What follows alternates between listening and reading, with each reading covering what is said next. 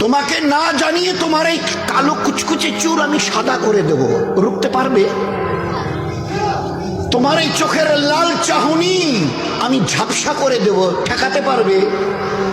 তোমার এই লোহার মতো মজবুত দাঁত 32টা 16 একটা একটা করে ট্রান্সফার করিয়ে দেব, তোমার কাছে কোনো পারমিশন নেব না, ধরে রাখতে পারবে?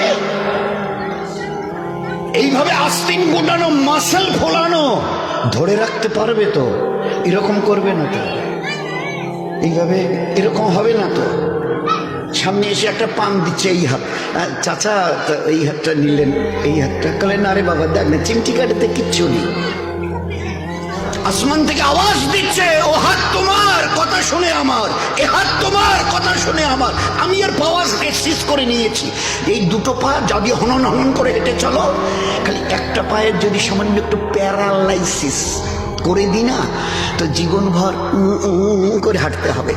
বেডরুম থেকে নিয়ে বাথরুম একদম লাগালাগি, অ্যাটাচড, আমরা বলি না অ্যাটাচড।